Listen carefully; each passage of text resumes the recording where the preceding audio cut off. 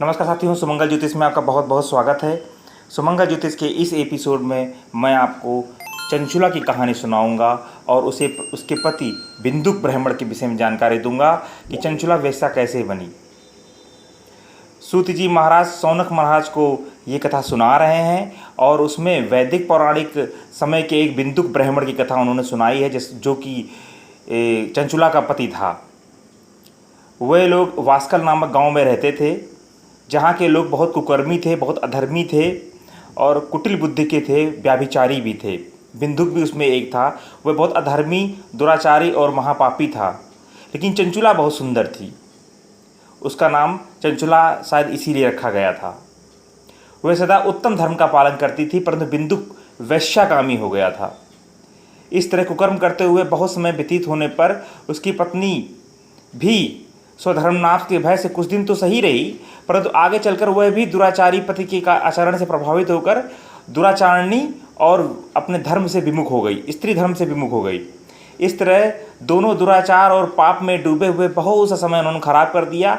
समय बीतता गया। बिंदुक व्यवसायगामी तो था ही, दूषित बुद्धि वाला भी था। दुष्ट ब्राह्मण बिंदुक समय अनुसार मृत्यु को प्राप्त हो गया और नरक को प्राप्त हुआ।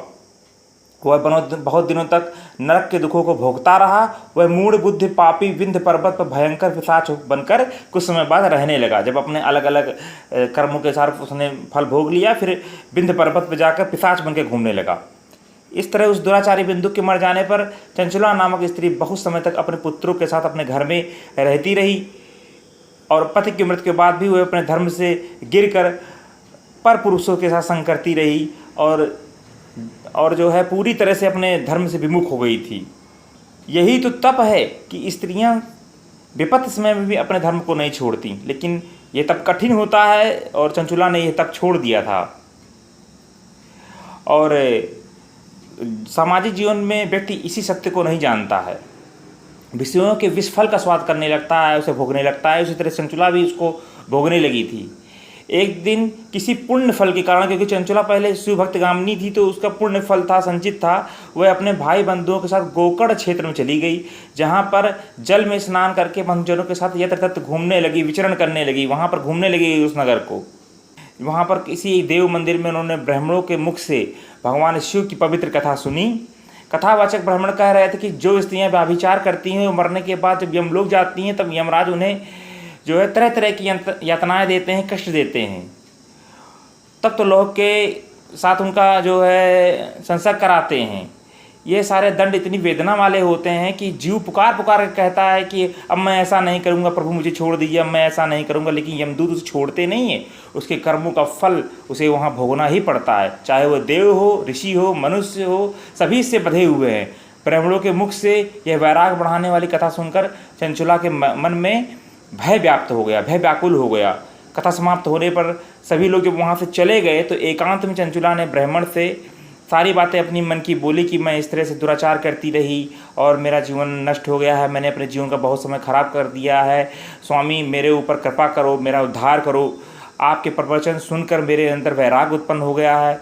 मूढ़ चित्त वाली पापनी मुझको धिक्कार है, मैं निंदा के योग्य हूँ प्रभु। मैं बुरे विषयों में फंसकर अपने धर्म से विमुख हो गई थी। अब मेरे ऊपर कौन कृपा करेगा? जब यमदूत मेरे गले में फंदा डाल कर मुझे बांध के ले जाएंगे और नरक में मेरे शरीर के टुकड़े टुकड़े करेंगे, तब यह यातना मैं कैसे सही सहन करूँगी, कैसे मैं इनका सामना करूँगा? मैं सब प्रकार से नष्ट हो चुकी हूँ प्रभु।